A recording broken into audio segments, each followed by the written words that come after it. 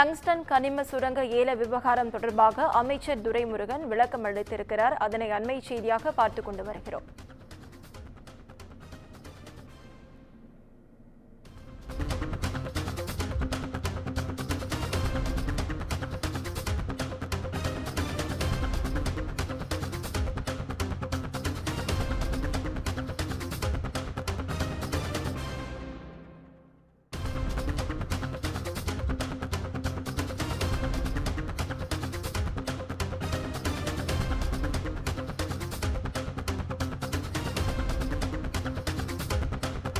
Tungsten கனிம சுரங்க ஏல விவகாரம் தொடர்பாக அமைச்சர் துரைமுருகன் விளக்கம் அளித்திருக்கிறார். அதனை அண்மை செய்தியாக பார்த்துக் கொண்டு வருகிறோம்.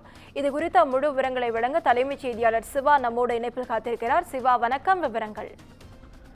மதுரையில டங்ஸ்டன் சுரங்கம் அமைப்பதற்கான ஏலத்தை கோரியிருந்த மத்திய அரசுக்கு தமிழக அரசு 10 மாத காலம் இடைவெளி இருந்தும் கூட அதில் எதிர்ப்பு தெரிவிக்கவில்லை என்று எதிர்க்கட்சித் தலைவர் எடப்பாடி கே பழனிசாமி ஒரு குற்றச்சாட்டை முன்வைத்திருந்த நிலையில இதற்கு தமிழகத்தின் நீர்வளம் மற்றும் கனிம வளங்கள் துறை அமைச்சராக இருக்கக்கூடிய துரைமுருகன் பதிலடி கொடுக்கக்கூடிய வகையிலான ஒரு விளக்கத்தை தற்போது வழங்கியிருக்கிறார். குறிப்பாக 2023ஆம் ஆண்டு அக்டோபர் 3ஆம் தேதி அன்று மத்திய சுரங்கத்துறை அமைச்சருக்கு தமிழக அரசின் சார்பாக தான் எழுதியிருக்கக்கூடிய கடிதத்துல சுரங்க அமைச்சகத்தினுடைய ஏலம் என்பது தமிழகத்தினுடைய சட்டம் ஒழுங்குக்கு வழிவகுக்கக்கூடிய வகையில் இருக்கு, சட்டம் ஒழுங்கு பாதிக்கப்படக்கூடிய வகையில் இருக்கிறது. எனவே மாநில அரசினுடைய கட்டுப்பாட்டில் இருக்கக்கூடிய இந்த சட்டம் ஒழுங்கை பேணி காக்க வேண்டும் என்பதற்காக இந்த கடிதத்தை நான் எழுதுகிறேன் என்று அப்போதே குறிப்பிட்டிருந்தேன்.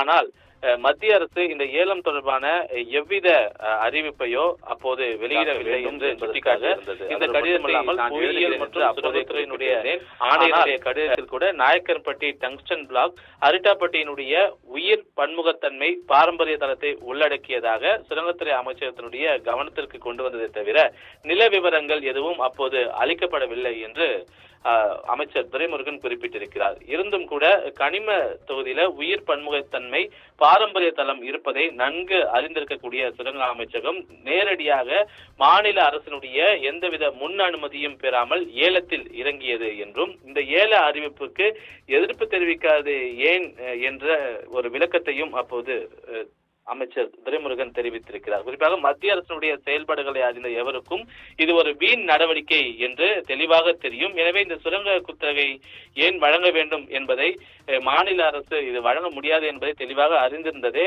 அப்போது எதிர்ப்பு தெரிவிக்காததற்கான காரணம் என்பதையும் அமைச்சர் துரைமுருகன் இந்த விளக்கத்துல குறிப்பிட்டிருக்கிறார். அது மட்டுமல்லாமல் தற்போது இந்த சுரங்க அமைச்சகம் ஏலம் விட முடியும் என்றால் சுரங்கத்திற்கான குத்தகையை மாநில அரசு தான் வழங்க வேண்டும் என்று ஒப்புக்கொண்டிருக்கிறது என்ற ஒரு விளக்கத்தையும் தெரிவித்திருக்கிறார்.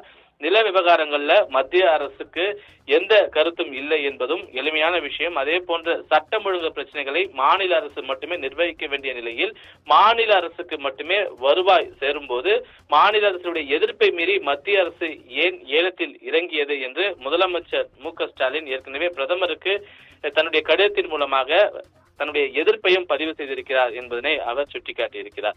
அது மட்டுமல்லாமல் ஆயிரக்கணக்கான மக்களுடைய வாழ்வாதாரத்தை கருத்தில் கொண்டு முதலமைச்சர் மு.க.ஸ்டாலின் வலியுறுத்தியதன் அடிப்படையில் இந்த ஏல அறிவிப்பை மறு ஆய்வு செய்ய மத்திய அரசு முடிவு செய்திருப்பது மகிழ்ச்சி அளிக்கிறது என்று தெரிவித்திருக்கக்கூடிய அமைச்சர் துரைமுருகன் முழுமையாக பொதுமக்களுடைய வாழ்வாதாரத்தை கருத்தில் கொண்டு இந்த இந்துஸ்தான் ஜிங்க் லிமிடெட் நிறுவனத்திற்கு கனிம தொகுதி வழங்குவதை இந்த அமைச்சகம் மத்திய கனிம வளத்துறை அமைச்சகம் முழுமையாக ரத்து செய்ய வேண்டும் என்ற ஒரு வலியுறுத்தலையும் மீண்டும் அமைச்சர் துரைமுருகன் முன்வைத்திருக்கின்றார். நவீனா, விவரங்களுக்கு நன்றி சிவா.